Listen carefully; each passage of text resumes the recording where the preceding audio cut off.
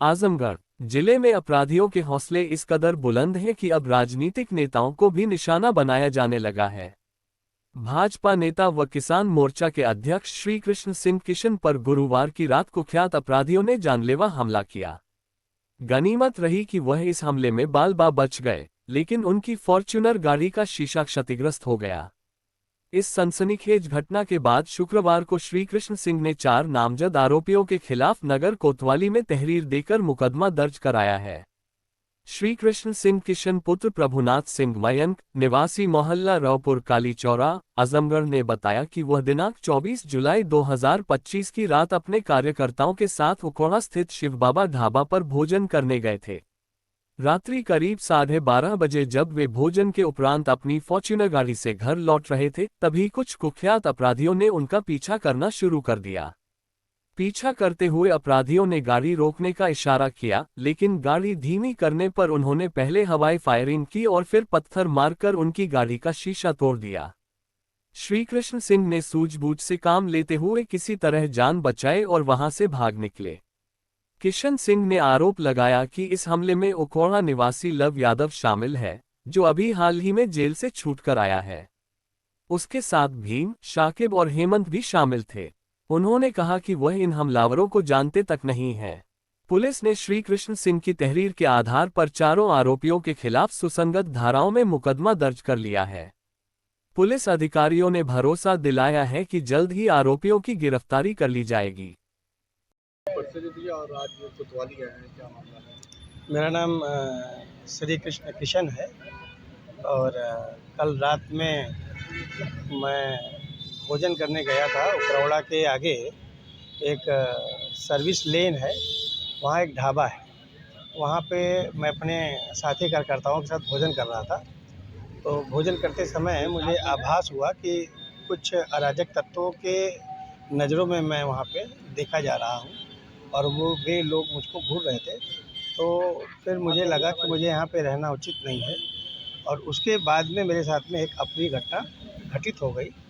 उस अप्रिय घटना के क्रम में मैं आपको बताना चाहूँगा कि हम भोजन के दरमियान जब वहाँ से निकले और अपनी गाड़ी में बैठे और गाड़ी में बैठकर जब हम चलने लगे, तो वहाँ पे उकरौड़ा के बताए जा रहे हैं ऐसे कुछ नाम। इसमें एक लव यादव करके हैं जो जेल से छूट के आए हैं अभी, और कई बार वो जेल में जाना आना उनका लगा रहता है।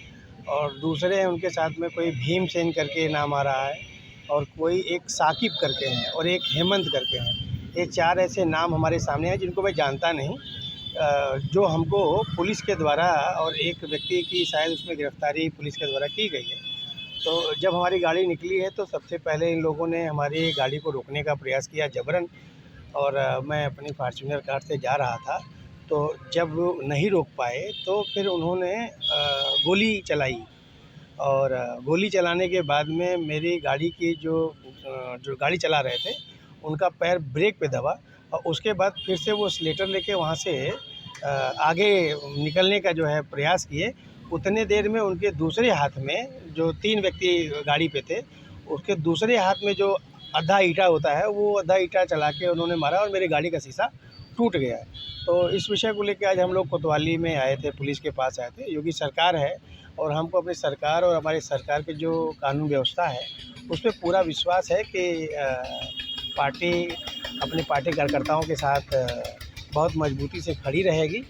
और जिस प्रकार से अभी कोतवाल साहब से मेरी बात हुई है, इन्होंने आश्वस्त किया है कि 1 दिन के अंदर उनकी गिरफ्तारी होगी और उनको सज़ा देकर उनको जेल भेजने का काम यहाँ की पुलिस प्रशासन करेगी। घटना के कारण क्या रहा? क्या कोई पुरानी रंजिश और क्या कोई घायल भी हुए थे? अब मेरे हिसाब से जब व्यक्ति राजनीतिक और सामाजिक होता है और समाज में जब उसकी लोकप्रियता धीरे धीरे बढ़ती रहती है, तो मुझको लगता है बहुत सारे ऐसे अदृश्य नकारात्मक शक्तियाँ हैं जो उस लोकप्रियता को पचा नहीं पाती हैं। तो हो सकता है कि इसके पीछे वे लोग हों। इस क्रम में मैं एक उदाहरण देना चाहूँगा कि एक बार की बात है, सीपू सिंह भी इसी जनपद के एक बड़े सम्माननीय जनप्रतिनिधि हुआ करते थे और उनके घर में घुसकर उनकी लोकप्रियता को देखते हुए उनके घर में घुस के उनकी हत्या कर दी गई।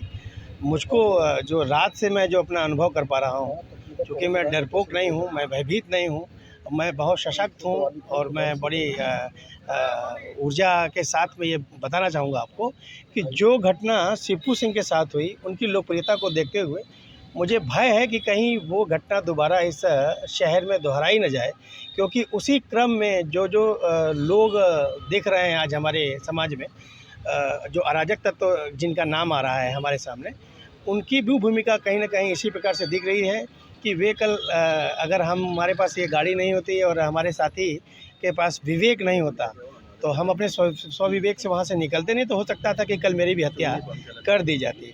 लेकिन मुझे अपने पुलिस प्रशासन पे और अपनी पार्टी पे पूरा विश्वास है कि वो मेरा साथ देगी। इस घटना में कोई घायल हुए आप लोग? नहीं, इस घटना में कोई घायल नहीं हुआ। हालांकि ये है कि जब गाड़ी का शीशा तोड़ा गया तो हमारे जो साथी मित्र हैं जो गाड़ी चला रहे थे, थोड़ा उनका हाथ जो है वो स्टीयरिंग से जो है फंस गया था, तो थोड़ी बहुत चोटें आई उनको, बाकी कोई ऐसी दिक्कत नहीं है। क्या मांग है आपकी?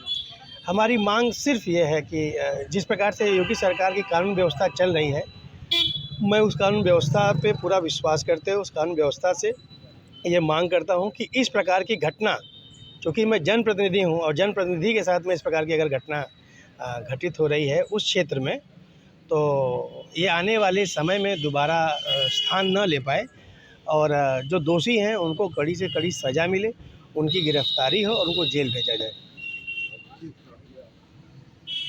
इस खबर के प्रायोजक है गोल्डन बेकर्स एंड डेयरी, जिनका पता है main market Atraulia Azamgarh. Note हमारे यहाँ ice cream, birthday cake, pastry, patties, नमकीन, बिस्कुट, दूध, दही, घी आदि सभी सामान उपलब्ध हैं तथा ऑर्डर देने पर मटर पनीर भी मिलता है।